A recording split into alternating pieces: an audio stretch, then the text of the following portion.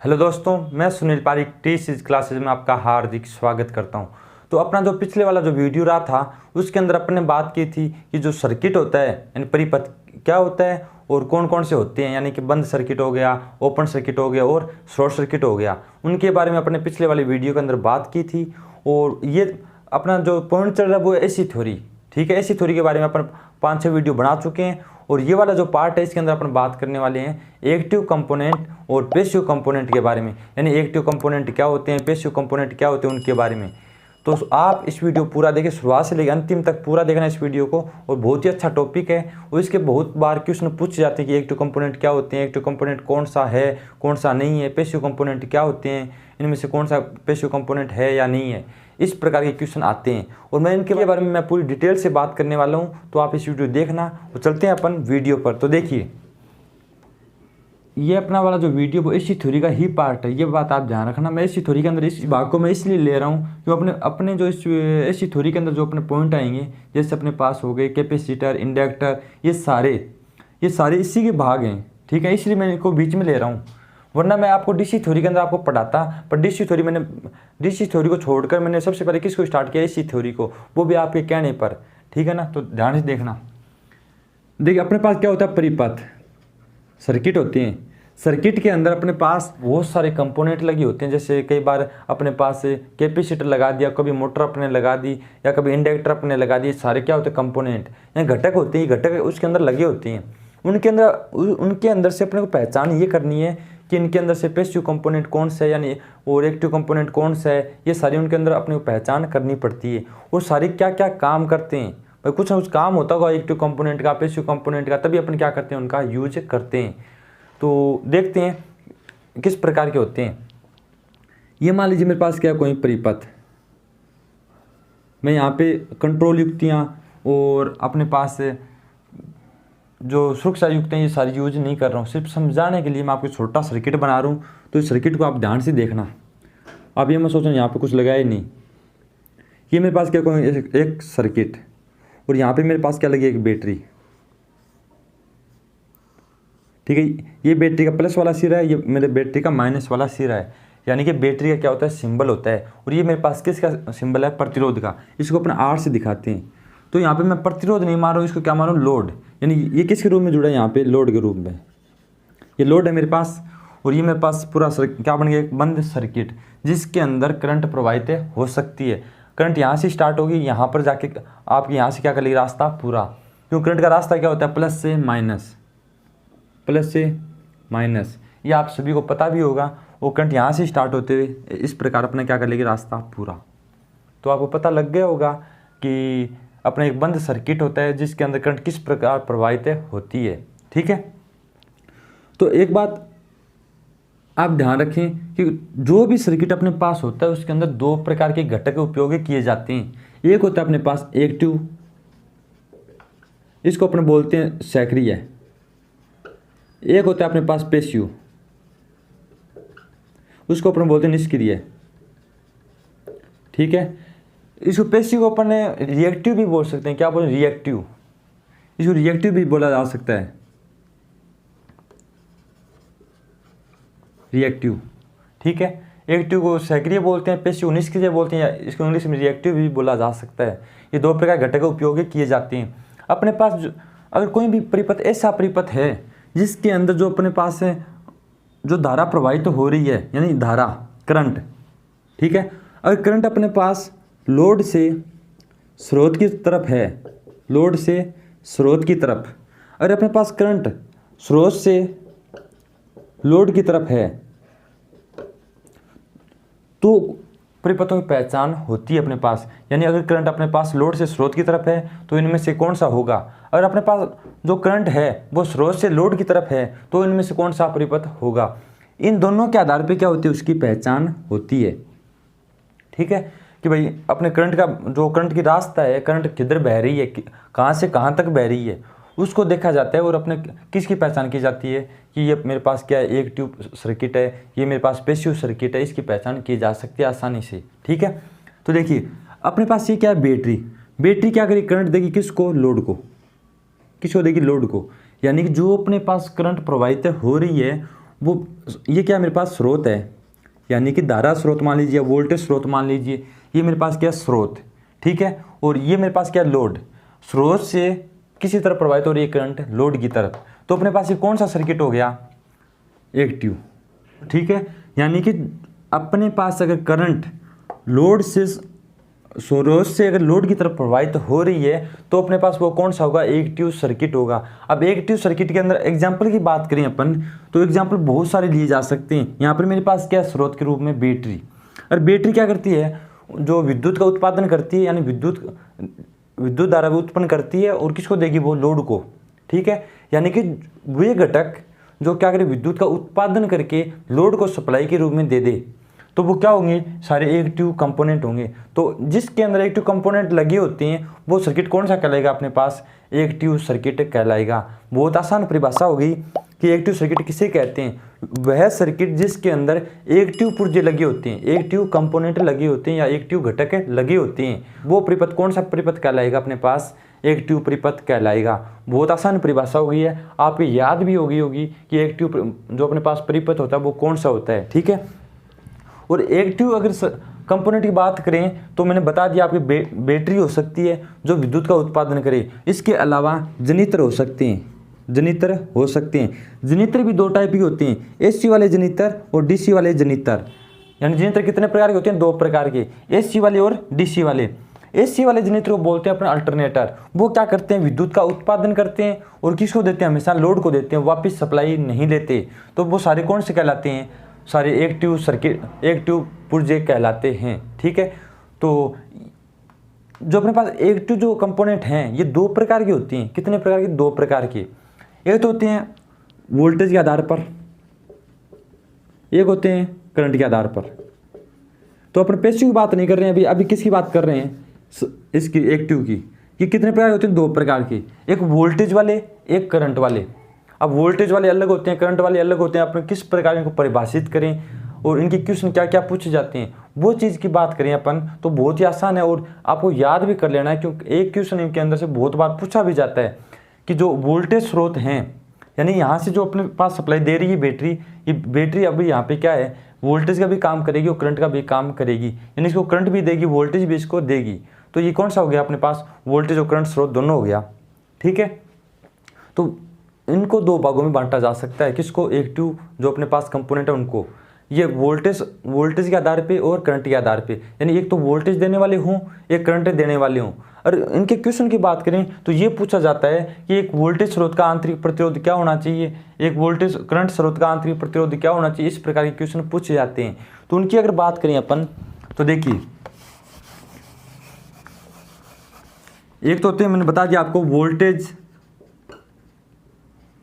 स्रोत के आधार पर, ठीक है। वोल्टेज स्रोत की अगर बात आई तो हमेशा याद रखना, इसका आंतरिक प्रतिरोध क्या रखा जाता है, शून्य। आंतरिक प्रतिरोध क्या रखा जाता है, शून्य।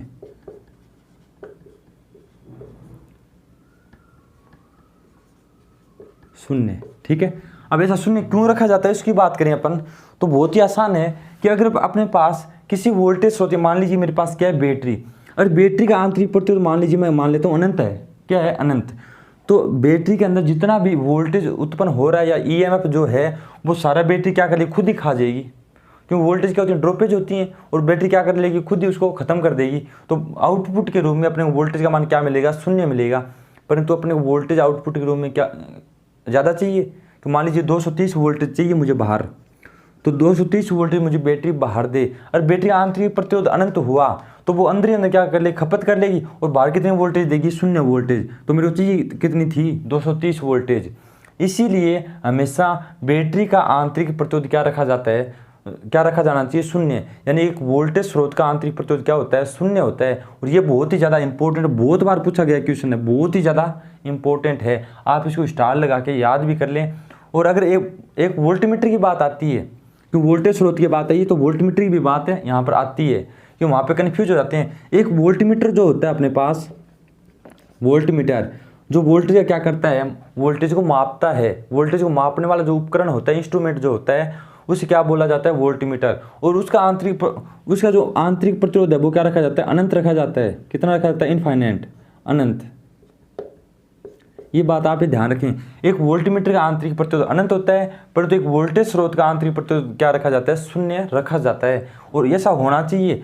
ये तो है आदर्श की बात कि एक आदर्श वोल्टेज स्रोत का आंतरिक प्रतिरोध क्या होता है, इस प्रकार पूछ लिया जाता है। एक होता है अपने सामान्य तौर पे, क्योंकि कोई भी चीज़ आदर्श नहीं होती, कोई भी चीज़ आदर्श नहीं होती है। इसीलिए एक सामान्य तौर पे अगर बात करें अपन, तो एक आंतरिक जो वोल्टेज स्रोत है उसका आंतरिक प्रतिरोध जो होता है वो क्या होता है, बहुत ही कम। क्या होता है, बहुत ही कम। रियलिटी में तो ऐसा होता है बहुत ही कम होता है, बहुत कम रखा जाता है, ठीक है।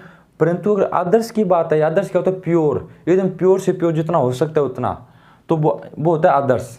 आदर्श का आंतरिक प्रतिरोध शून्य होना चाहिए, और सामान्य तौर पे बात करें बहुत ही कम होना चाहिए, क्योंकि कोई भी चीज़ आदर्श से नहीं हो सकती। किसी भी चीज़ का आंतरिक प्रतिरोध, किसी भी चीज़ का प्रतिरोध शून्य नहीं हो सकता है। क्योंकि मैं मान लीजिए एक तांबे का तार भी लेता हूँ, उसका अगर 0.0001 ओम भी प्रतिरोध है तो वो आदर्श नहीं है, तो इसलिए आदर्श हो नहीं सकता। और सामान्य तौर पे बात करें तो बहुत ही कम होना चाहिए। एक वोल्टमीटर का जो सामान्य तौर पे प्रतिरोध की बात करें बहुत ही अधिक होता है। क्या होता है, बहुत ही अधिक। तो ये क्वेश्चन आपके चारों याद होने चाहिए। और अगर आपके पास कभी भी ऑप्शन देखने को मिले वहाँ पे आदर्श की बात नहीं आए, तो यह पूछ ले एक जो अपने पास वोल्टेज स्रोत जो होता है उसका प्रतिरोध क्या होता है, तो बहुत ही कम होता है। क्या होता है, बहुत ही कम। और आदर्श शब्द आता है आइडल, तो आइडल शब्द अगर आ जाए तो उसमें क्या होगा, उसका शून्य होना चाहिए, ठीक है। ये क्वेश्चन आपके याद होने चाहिए। और ये जो अपने पास एक्टिव कंपोनेंट जो हैं वो कभी भी ऊर्जा को खपत नहीं करते। यानी पूछा जाता है कि जो अपने पास एक्टिव कंपोनेंट जो होते हैं वो ऊर्जा को क्या करते हैं, खपत करते हैं या नहीं करते। तो इसका जो उत्तर रहेगा वो क्या रहेगा, हमेशा खपत नहीं करते हैं। वो क्या करते हैं, ऊर्जा को बढ़ा सकते हैं, ऊर्जा को बढ़ा सकते हैं। जैसे मैं वोल्टेज की बात कर लेता हूँ, किसी बात वोल्टेज की, मैं वोल्टेज दे रहा हूँ 2 वोल्टेज और मुझे बाहर मिल रही है 230 वोल्टेज। मैं करंट दे रहा हूँ 2 एम्पियर, तो बाहर मिल रही है मुझे 22 एम्पियर। इस प्रकार वोल्टेज को बढ़ा सकते हैं और पावर को भी बढ़ा सकते हैं। ये भी ध्यान रखें आप, जो चीज़ पावर को बढ़ा सके ना, किसको, पावर को, वोल्टेज को, तो अपने पास जो ट्रांसफार्मर होता है वो भी बढ़ा सकता है। एक इंडक्टर भी वोल्टेज को बढ़ा सकता है, करंट को ट्रांसफार्मर भी बढ़ा सकता है, और एक इंडक्टर भी करंट को बढ़ा सकता है, घटा भी सकता है। पर तो वो कभी भी एक्टिव कंपोनेंट नहीं होते हैं, क्योंकि जो पावर को बढ़ा देना साथ साथ, किसको, पावर को, वो सारे कौन से होते हैं, एक्टिव कंपोनेंट होते हैं अपने। जैसे मान लीजिए एक्टिव कंपोनेंट एग्जाम्पल की बात और करें अपन, तो मैंने अभी यहाँ पे किसको बताया है, जनरेटर को बता दिया, AC/DC वाले को, और बैटरी को बता दिया। अगर इसके अलावा बात करें अपन, जितनी भी अर्धचालक युक्तियाँ होती हैं, जितनी भी अर्धचालक युक्तियाँ, जैसे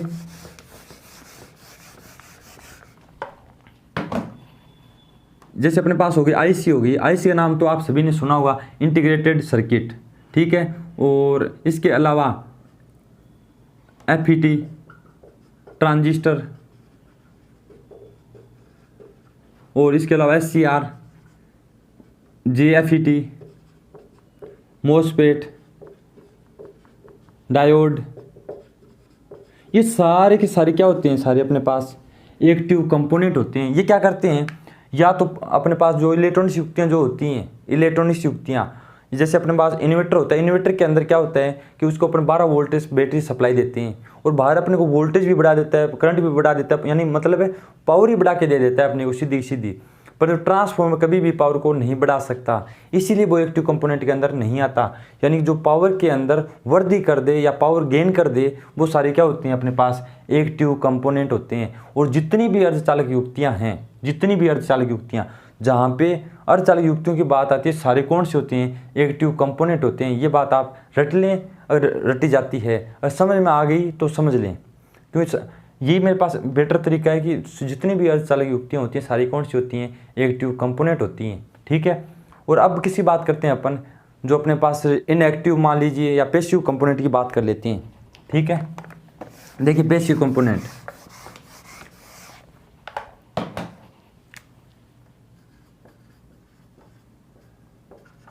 पैसिव कंपोनेंट सर्किट की बात कर लेता हूँ। ये मेरे पास क्या, कौन सर्किट, ये यहाँ पे मैं एक कैपेसिटर जोड़ लेता हूँ। क्या जोड़ लेता हूँ, कैपेसिटर। और ये मेरे पास बैटरी, ठीक है।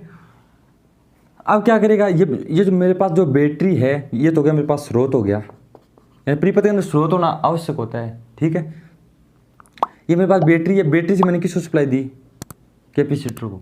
कैपेसिटर मेरे पास क्या हो गया, चार्ज हो गया। ठीक है, और बैटरी मेरे पास क्या होगी, डिस्चार्ज। अब डिस्चार्ज हो गई तो वापस से कैपेसिटर क्या करेगा, सप्लाई बैटरी को देने लग जाएगा। यानी कि इस परिपथ के अंदर आपकी जो विद्युत धारा है वो हमेशा लोड से स्रोत की तरफ बहने लग जाती है। परंतु उसके अंदर ऐसा नहीं होता। किसके अंदर, एक्टिव परिपथ के अंदर। एक्टिव परिपथ के अंदर सिर्फ धारा कहाँ बहती है, स्रोत से लोड की तरफ। इसके अंदर उल्टी बहने लग जाती है धारा। इसीलिए इसको क्या बोला जाता है, पैसिव कंपोनेंट, पैसिव सर्किट बोला जाता है, क्योंकि इसके अंदर किसका यूज किया जाता है, पैसिव कंपोनेंट का यूज किया जाता है। पैसिव कंपोनेंट कौन सा है इसके अंदर, ये वाला, इसको बोलते हैं अपने कैपेसिटर। इसके अलावा पैसिव वाले कौन से होते हैं, और इंडक्टर हो गया। अब ट्रांसफार्मर भी ये क्या है, पैसिव कंपोनेंट है। और इसके अलावा प्रतिरोध हो गया। ये सारे क्या होते हैं, पैसिव कंपोनेंट होते हैं। ठीक है, ये क्या करते हैं, विद्युत धारा उल्टी बहने लग जाती है इनके अंदर, तो इसलिए इनको क्या बोला जाता है, पैसिव कंपोनेंट। अच्छी परिभाषा की बात की जाए कि वो जल्दी समझ में आ जाए, तो वे घटक, कंपोनेंट किसको बोला जाता है, घटक को। वे घटक जो क्या करते हैं, ऊर्जा को एकत्रित करते हैं, ऊर्जा को एकत्रित करते हैं या खपत करते हैं, वो सारे क्या कहलाते हैं, पैसिव कंपोनेंट। अब वहाँ पर जो बात आई एक्टिव कंपोनेंट के अंदर, एक्टिव कंपोनेंट कभी भी ऊर्जा को एकत्रित नहीं करते, ना ही वो खपत करते हैं। जैसे मान लीजिए डायोड है, हाँ डायोड थोड़ा बहुत प्रतिरोध की वजह से खाता है, वोल्टेज को खपत कर लेता है थोड़ी बहुत, पर उसको नए के बराबर माना जाता है। ठीक है, नए के बराबर। परंतु यहाँ पर क्या होते हैं, अपने पास कैपेसिटर, इसका प्रतिरोध बहुत ज़्यादा होता है, तो ये इसकी जो प्लेटें हैं वो क्या करती हैं, ऊर्जा को खपत कर लेती हैं। और इंडक्टर क्या होता है, इसके अंदर कॉइल होती है, क्या होती है, कॉइल। वो कॉइल क्या करती है, ऊर्जा को खपत करती है। प्रतिरोध तो खपत करे ही करेगा, आप सभी को पता है। तो ये खपत भी करते हैं और ऊर्जा को एकत्रित भी कर सकते हैं। तो वो कौन से होते हैं, सारे पैसिव कंपोनेंट होते हैं। जैसे कैपेसिटर, इंडक्टर, प्रतिरोध, ये तीन ही क्या होते हैं, पैसिव कंपोनेंट होते हैं। तो याद रखें आप, कैपेसिटर R, I और C, यानी कि RIC, ये वाले जो नाम है ये सारे क्या होंगे, पैसिव कंपोनेंट। इन तीन के अलावा कोई नहीं मानते हैं अपन, सब इंपॉर्टेंट ये तीन ही अपने पास। इनकी कार्यप्रणाली की बात करें अपन किस प्रकार होता है, तो सिंपल सी भाषा में बता दें, अपने पास इंडक्टर है। इंडक्टर क्या करता है, ऊर्जा को एकत्रित करता है, यानी कि उसको क्या करता है, एकत्रित बोले तो उसका संचयन करता है, संचय करता है, यानी कि अपने अंदर एकत्रित करके रख लेता है उसको, किसके रूप में, चुंबक के रूप में। तो पूछ लेते हैं आपको कई बार, जो अपने पास कॉइल होती है या इंडक्टर होता है, ये सारी ऊर्जा को एकत्रित करते हैं, तो किसके रूप में करते हैं, तो चुंबकीय ऊर्जा के रूप में ये ऊर्जा को एकत्रित करते हैं। और ऊर्जा को एकत्रित करते हैं, उसका फॉर्मूला क्या होता है, इसे क्या बोलेंगे, ऊर्जा, एनर्जी 1/2 LI²। ये होता है इसका फॉर्मूला। जो आंसर है वो किस में आएगा, जूल में, क्योंकि ऊर्जा का मात्रा क्या होता है, जूल।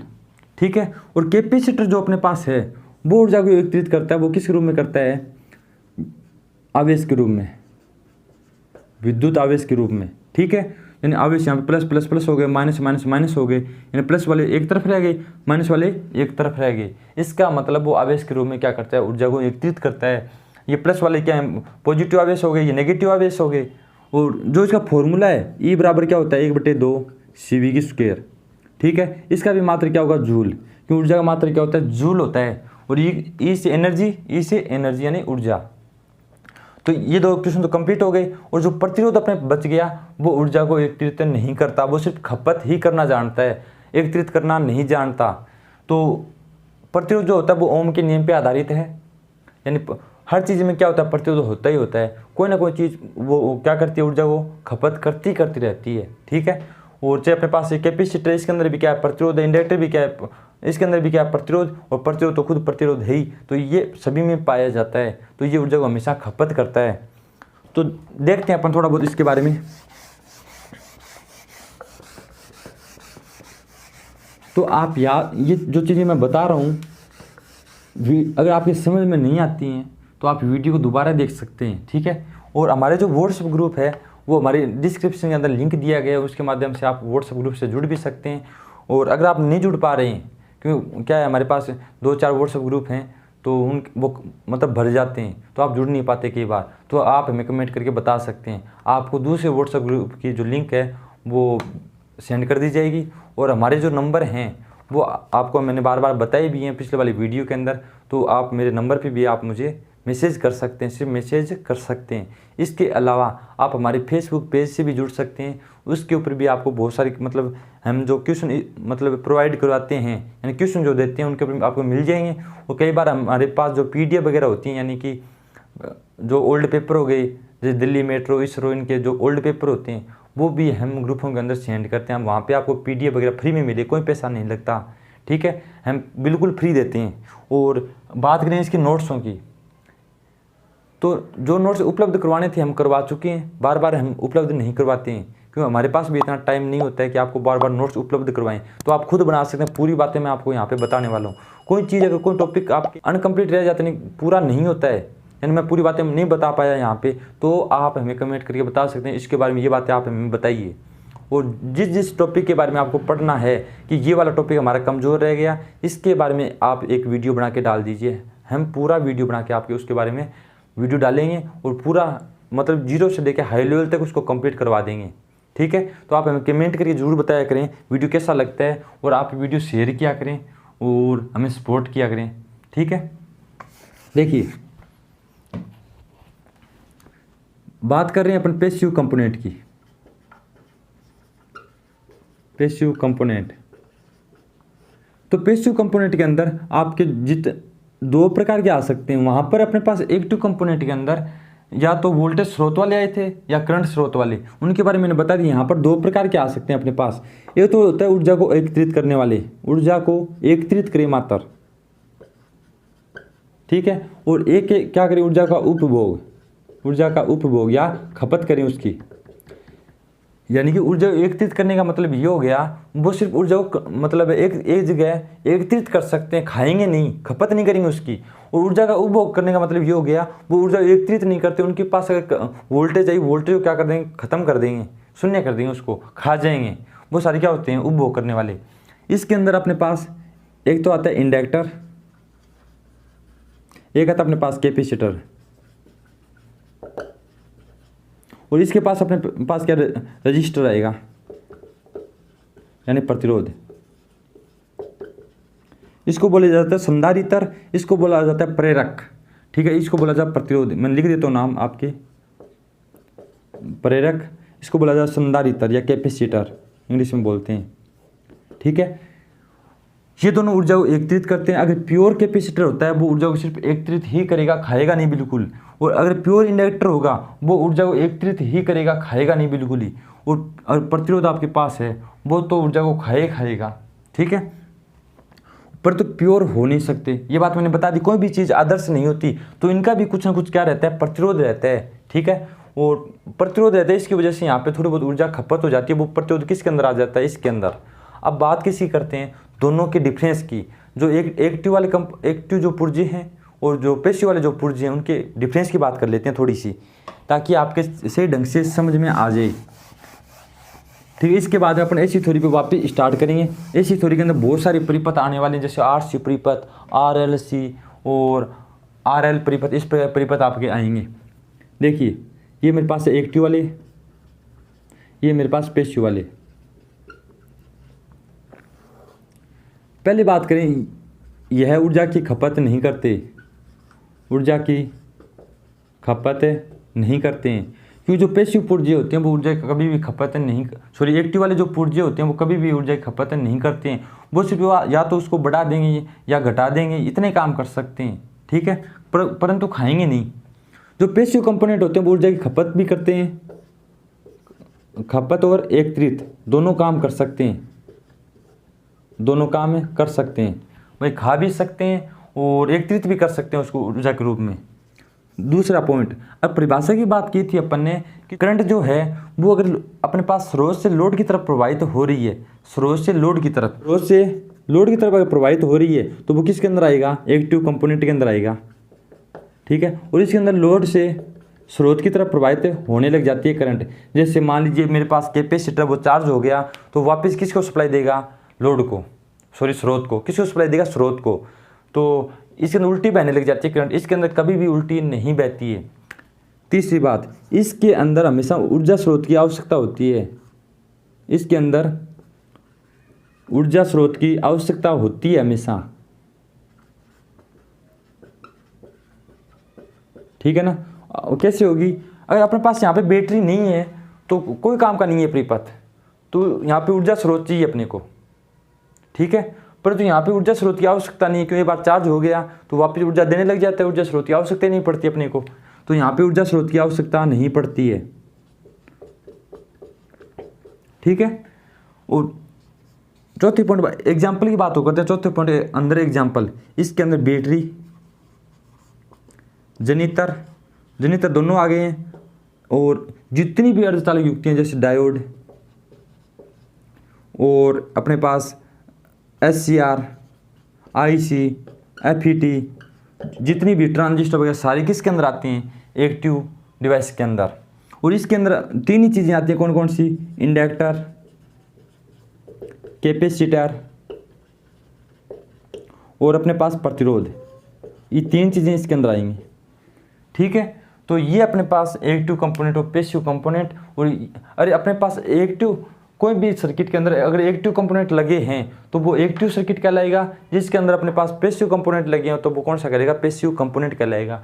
इसको बोला जाता है असक्रिय और इसको बोला जाता है सक्रिय डिवाइस, ठीक है। तो ये वाला वीडियो अपना यहीं तक रहेगा। मेरे हिसाब से ये वीडियो आपको बहुत अच्छा लगा होगा और समझ में भी आ गया होगा। अगर आपको वीडियो अच्छा लगा है तो वीडियो लाइक कीजिएगा, शेयर कीजिए, साथ ही हमारे चैनल को भी सब्सक्राइब कर लीजिएगा। मिलते हैं अगले वाली वीडियो में कुछ नए टॉपिक के साथ, ठीक है ना। और कुछ नया टॉपिक लेके आए, जैसे अपने पास ऐसी थ्योरी जो है उसको आगे बढ़ाएंगे अपन, इस थ्योरी के अंदर जो पॉइंट आते हैं उनको आगे बढ़ाएंगे और रेगुलर क्लासें चलेंगी। लगभग एक दो दिनों में कभी प्रॉब्लम आ जाती है या कोई मेरे ज़रूरी काम हो जाता है, इसकी वजह से मैं वीडियो अपलोड नहीं कर पाता हूँ भाई। अभी मेरे भी कोई ज़रूरी काम हो गया था इसलिए मैं वीडियो अपलोड नहीं कर पाया, फिर भी मैं वीडियो अपलोड कर रहा हूँ आज। और अब लगभग 99% मैं रेगुलर कोशिश करूँगा कि वीडियो आपके अपलोड करूँ, ठीक है ना। छोटे हो सकते हैं वीडियो, बड़े भी हो सकते हैं, पूरा देखा करें आप वीडियो को। अगर एक बार में समझ में नहीं आता दोबारा देख लिया करें, कोई दिक्कत नहीं है, कि वीडियो में डिलीट नहीं करने वाला, बिल्कुल फ्री दिए जाते हैं वीडियो। और A to Z नॉलेज, यानी कि 0 से लेके हाई लेवल तक नॉलेज मैं आपको देने वाला हूँ हर वीडियो के अंदर। और फिर भी कुछ ना कुछ टॉपिक ऐसे होते हैं कि मेरे दिमाग में ऐसे मतलब है, मैं पढ़ाते टाइम दिमाग में आते नहीं है, रह जाते हैं बाकी थोड़े बहुत, तो आप हमें कमेंट करके बता सकते हैं। उस टॉपिक के बारे में भी मैं आपको पूरा बताऊंगा अगले वाले वीडियो में। तो इस वीडियो के अंदर नीचे आपको पता है कमेंट बॉक्स है, उस कमेंट बॉक्स के अंदर आप हमें बता सकते हैं और कोई भी क्वेश्चन पूछना हो पूछ सकते हैं, ठीक है। तो मिलते हैं अगले वाले वीडियो में, तब तक के लिए धन्यवाद।